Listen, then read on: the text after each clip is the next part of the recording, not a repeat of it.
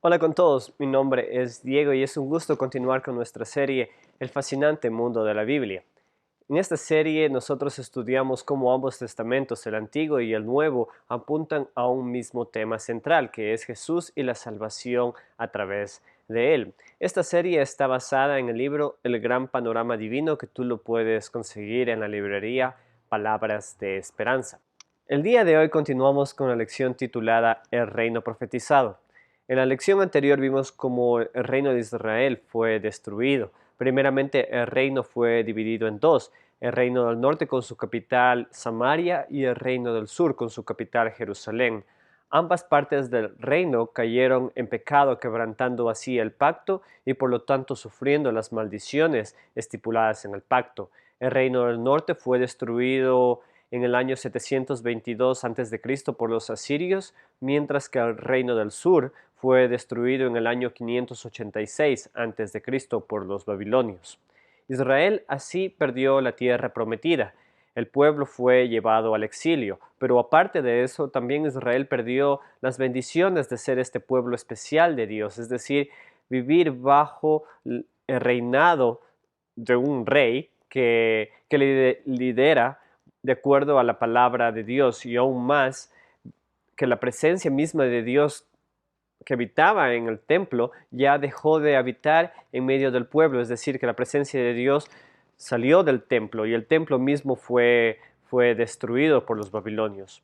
Todo esto parecería que fuese el fin de Israel, pero aún quedaba esperanza. Dios le había hecho una promesa al rey David, que algún día uno de sus descendientes, uno de sus hijos, gobernaría y que le daría al pueblo paz, lo libraría de sus enemigos y que su reinado no tendría fin. Así que esa promesa de Dios quedaba, aún tenía que cumplirse. Con esto Dios otra vez muestra su gracia para con Israel. Ciertamente Israel merece ser exterminado por no cumplir el pacto. Eso fue lo que los israelitas acordaron cuando hicieron el pacto con Dios.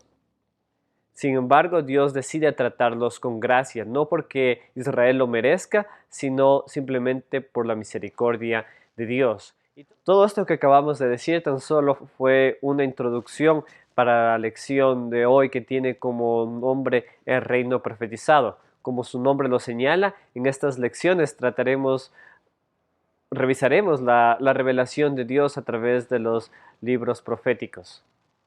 Pero antes de embarcarnos en los temas principales que tratan los profetas, vale la pena revisar brevemente el rol de un profeta en la Biblia.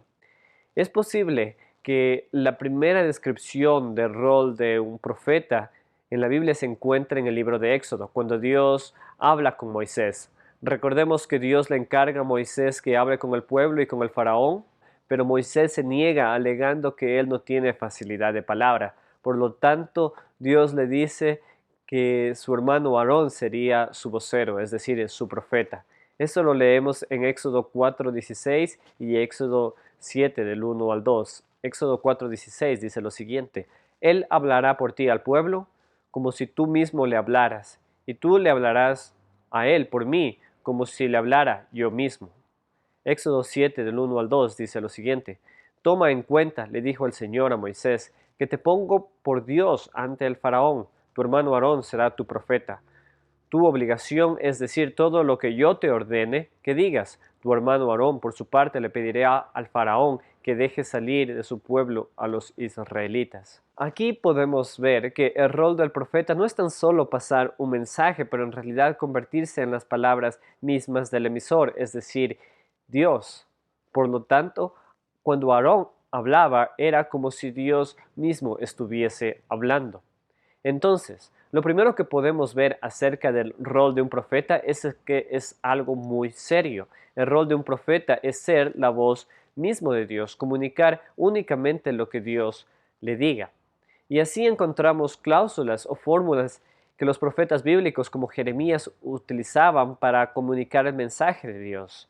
Ellos decían frases como la palabra del Señor vino a mí, o así dice el Señor. Por lo tanto, vemos que cuando un profeta hablaba de parte de Dios, afirmaba que lo que iba a decir eran las palabras mismas de Dios.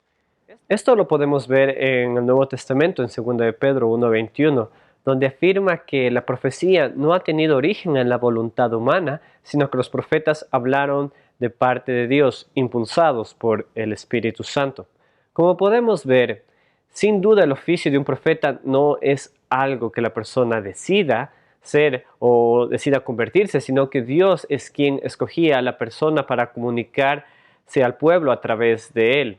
Como podemos ver, sin duda, ser un profeta no es algo que la persona decidía ser o convertirse, sino que Dios mismo escogía a la persona para comunicarse al pueblo a través de él. Por lo tanto, ser un profeta no es algo que se pueda tomar a la ligera porque se estaba comunicando las palabras mismas de Dios.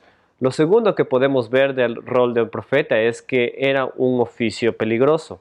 Primeramente, la Biblia estipula que si un hombre se hace pasar por un profeta o profetiza algo que no llega a acontecer, este hombre debería ser apedreado, debería ser muerto. Esto lo encontramos en Deuteronomio 18:20. Dios categóricamente en los 10 mandamientos manda que no se tome su nombre en vano. Por lo tanto, afirmar ser un profeta de Dios sin verdaderamente serlo es un pecado serio delante de Dios porque se está utilizando el nombre de Dios en vano. Dios en la Biblia muestra ser un Dios muy celoso de su reputación. Entonces ciertamente Él llevará a juicio a cualquiera que blasfeme su nombre. En Ezequiel, en los capítulos 13 y 18, Dios dice que Él mismo se encargará de juzgar a los falsos profetas. Por lo tanto, ser un profeta falso es en realidad una sentencia de muerte. Pero no es que tan solo el hecho de ser un falso profeta resultaba ser algo peligroso, sino que también ser un profeta verdadero conllevaba peligro. Cuando vemos la historia de la Biblia, los profetas trabajaban en un tiempo de alta apostasía del pueblo. El pueblo en general no quería escuchar sus palabras, ya que los profetas denunciaban sus pecados y anunciaban el justo castigo venidero de Dios. Los profetas comúnmente tenían que confrontarse públicamente con los reyes y los gobernantes de la nación. Entonces, muchas de las veces esto les costaba la vida. Este es el caso de Elías, o lo que Elías nos dice durante el reinado de Acab, en Primera de Reyes 19:10. Elías dice lo siguiente: los israelitas han rechazado tu pacto, han derribado tus altares, y a tus profetas los han matado a filo de espada. Yo soy el único que ha quedado con vida. Este testimonio lo encontramos también en el Nuevo Testamento cuando Esteban estaba a punto de ser asesinado y él estaba confrontando a los judíos con estas palabras. En Hechos, capítulo 7, versículos del 51 al 52. Tercos, duros de corazón y torpes de oído. Ustedes son iguales que sus antepasados, siempre resisten al Espíritu Santo. ¿A cuál de los profetas no persiguieron sus antepasados? Ellos mataron a los que de antemano anunciaban la venida del justo. Como podemos ver, ser un profeta de Dios de ninguna manera era un trabajo fácil o traía honra frente al pueblo, sino que era lo contrario. Los profetas muchas de las veces, por ser fieles a Dios, tenían que hacer cosas humillantes, como en el caso de Ezequiel, quien básicamente tenía que actuar como un demente para mostrar lo que Dios haría con el pueblo.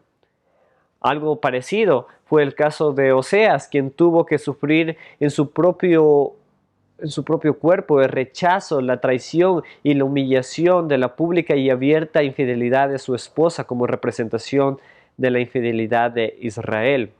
Con esto podemos ver que el trabajo de un profeta no era nada fácil. Ser un profeta verdadero de Dios implicaba una tremenda responsabilidad de comunicar las palabras mismas de Dios.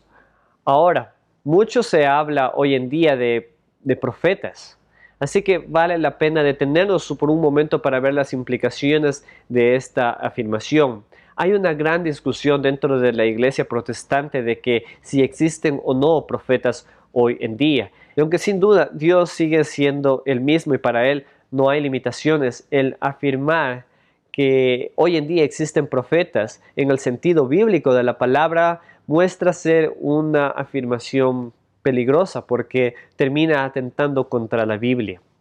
En videos anteriores hemos señalado que la Biblia es la revelación especial de Dios. La Biblia es la palabra de Dios.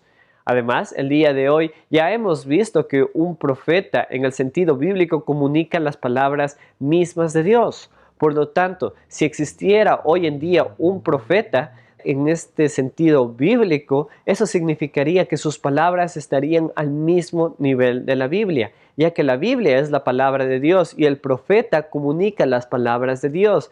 Esto, siendo congruentes, significaría o implicaría que las palabras del profeta deberían ser añadidas a la Biblia, puesto que serían palabras de Dios. Y esto a su vez significa o significaría que el canon mismo de la Escritura no estaría completo. En otras palabras, que la Biblia estaría incompleta, lo que en sí nos dice que la revelación de Dios está incompleta. Sin embargo, esto es lo opuesto a lo que nos dice Hebreos 1. Hebreos 1:1 dice lo siguiente: Dios, que muchas veces y de varias maneras habló a nuestros antepasados en otras épocas por medio de los profetas, en estos días finales nos ha hablado por medio de su Hijo. El autor de Hebreos presenta dos épocas, en el pasado y el presente. La primera época del pasado es cuando Dios se revelaba al pueblo a través de los profetas. Y la época del presente es cuando Dios se revela en su Hijo Jesucristo. Jesús es la cúspide de la revelación y esta revelación perfecta ha sido pasada a la iglesia a través de sus emisarios especiales, es decir, los apóstoles. Los apóstoles fueron quienes transmitieron las enseñanzas de Jesús a la iglesia y esas enseñanzas nosotros las tenemos en el Nuevo Testamento. Esto lo podemos ver en versículos como Juan 14:26 y Hechos 5:32. Esto quiere decir que la profecía cumplió su propósito en la historia de la redención con la llegada de Jesús y que la revelación de Dios de este plan de redención, que es en sí la Biblia misma, terminó con el trabajo apostólico hasta que llegue nuestro Señor Jesucristo. Por esto se dice que el canon de la Biblia es completo, es decir, que la Biblia ya está terminada. Por lo tanto, la afirmación de que hoy en día hay profetas en el sentido bíblico, es decir, que estos profetas están al mismo nivel que los profetas de la Biblia, termina socavando la Biblia como la autoridad máxima de la iglesia, porque se está diciendo que aparte de la Biblia existe más revelación especial de Dios para la iglesia.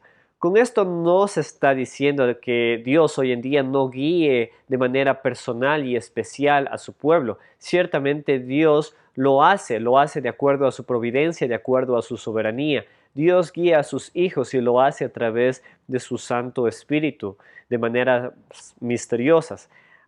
Esa es la razón misma de la esperanza que tenemos para orar, porque Dios ciertamente escucha nuestras oraciones y Dios responde a nuestras oraciones. Sin embargo, es algo muy diferente afirmar que alguien tenga revelación especial de Dios para la iglesia aparte de la Biblia. Como podemos ver, amigos, la afirmación de que alguien es un profeta, de profetas actuales, no puede ser tomado a la ligera. Las bases mismas del cristianismo, la doctrina de la Biblia están puestas en juego. Como ya lo hemos dicho, hay una discusión grande hoy en día en la iglesia protestante acerca de que si existe o no profetas. Pero espero que esta lección te haya ayudado a comprender un poco acerca del rol del profeta en la Biblia y también las implicaciones de la existencia de profetas hoy en día para nuestra doctrina de la Biblia. Pero hasta aquí llegamos el día de hoy. Mi nombre es Diego Herrera y te agradezco por tu compañía y te invito a que lo sigas haciendo para estudiar más del fascinante mundo de la Biblia. Saludos.